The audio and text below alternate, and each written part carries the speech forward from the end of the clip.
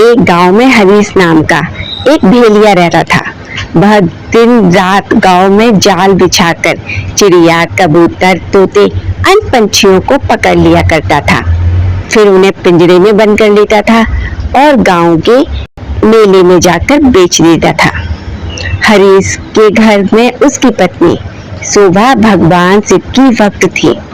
वह दिन रात भगवान शिव की पूजा करती थी।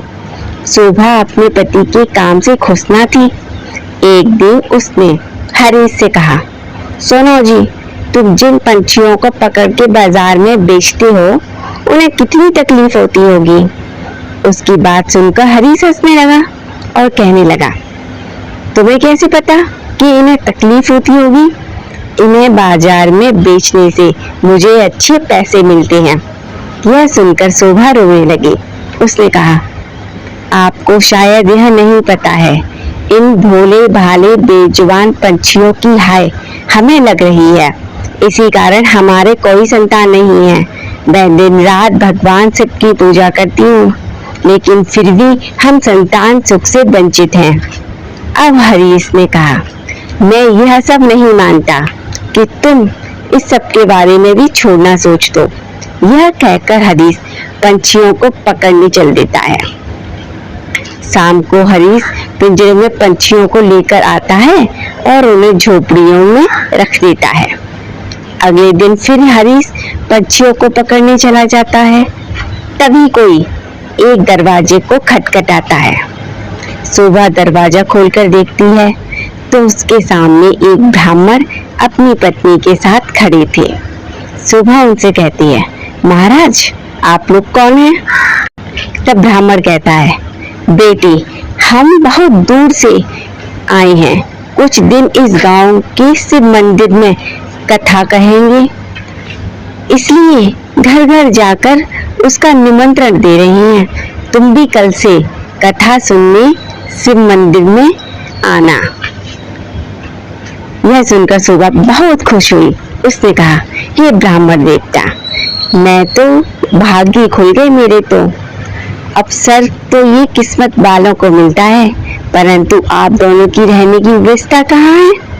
तब ब्राह्मण ने कहा, बेटी, मंदिर के पंडित जी ने हमारे रहने का इंतजाम मंदिर में ही कर दिया है और इस गांव में जो भी हमें सम्मान और प्रेम से भोजन कराएगा हम भोजन कर लेंगे। यह सुनकर शोभा की आंखों से आंसू बहने लगे। उसने रोते हुए कहा, महाराज, मैं बहुत गरीब हूँ, लेकिन मेरी इच्छा है कि जब तक आप इस गांव में रहें तब तक मेरे घर भोजन करें, परंतु मेरे घर में रूखा सूखा है जो आपको पसंद नहीं आएगा। ये सुनकर ब्राह्मण की पत्नी बोली, बेटी, तुम चिंता मत करो। यदि तुम्हारी इच्छा हमें भोजन कराने की है तो हर दिन हम तुम्हारे यहाँ भोजन करेंगे। तुम्हारे रूखे सूखे एक निवाले से ही हमारी तृप्ति हो जाएगी। यह सुनकर शोभा बहुत खुश हो गई। उसने कहा, मैं आपके लिए भोजन तैयार करती हूँ। तब ब्राह्मण ने कहा, भाई, तुम भोजन तैयार करो, हम पूरे गांव में निमंत्रण देकर तुम्हारे घर आएंगे। यह सुनकर दोनों चले जाते हैं। शोभा भोजन तैयार करती है। कुछ समय बीत जाने के बाद दोनों पति पत्नी शोभा के घर भोजन करने आते हैं। जब वे भोजन करने बैठते हैं तभी ब्राह्मण की नजर पंछियों के पिंजरे पर पड़ती है। वे उठकर खड़े हो जाते हैं। शोभा पूछने लगती है, महाराज, क्या हुआ? मुझसे कोई भूल हो गई क्या? ब्राह्मण ने बहुत ही सरल स्वभाव के थे। उन्होंने कहा, तुमने इस बेजुबान पंछियों को पिंजरे में कैद कर रखा है। हम तुम्हारे घर भोजन नहीं कर सकते। तुम भगवान शिव की अमर कथा सुनना चाहती हो और उनके प्रिय कबूतर को तुमने कैद कर रखा है।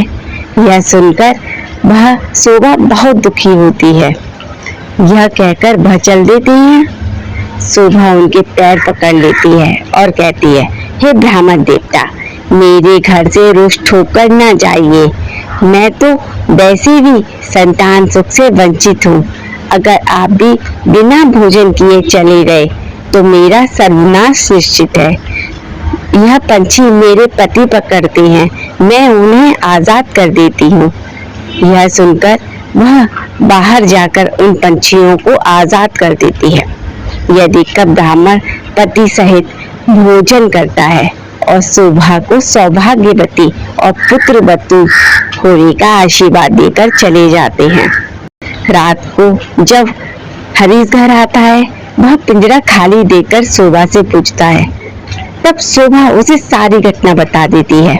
हरीश गुस्से से कहता है, मैं इतनी मेहनत से पंछी पकड़ कर लाता हूँ और तूने सब उड़ा दिए।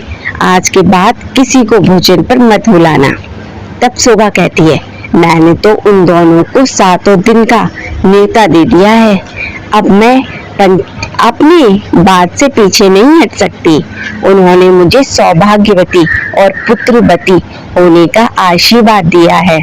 अमर कथा कहने वाले सच्चे ब्राह्मण का आशीर्वाद कभी बेकार नहीं जाता। अगर उन्हें भोजन नहीं कराया और उन्होंने हमें श्राप दे दिया तो हमारा सर्वनाश हो जाएगा। आप केवल 7 दिन तक पंछियों को मत पकड़ना, बाद में चाहे पकड़ लेना। हरीश को भी शोभा की बात की मान रखनी पड़े। वो भी शोभा की बात मान गया और वे 7 दिन तक कहीं नहीं गया, घर में ही रहने लगा। एक दिन ब्राह्मण और उसकी पत्नी भोजन करने आते हैं। उनके आने से पहले हरीश घर से चला जाता है। उसे यह सब पसंद नहीं था। शाम के समय शोभा कथा सुनने जाती है, तब हरीश भी उसके साथ चला जाता है, लेकिन हरीश का मन वहाँ नहीं लगता और वो वापस आ जाता है। इसी तरह 6 दिन बीत गए और शोभा ने हरीश से कहा, आपने मेरे कहने पर 6 दिन तक पंछियों को नहीं पकड़ा है, बस आप मेरी बात आज और मान लीजिए। हरीश ने कहा, क्या बात है? वैसे मैं केवल कल ही घर पर रुकूंगा, परसों से अपने काम पर जाऊंगा।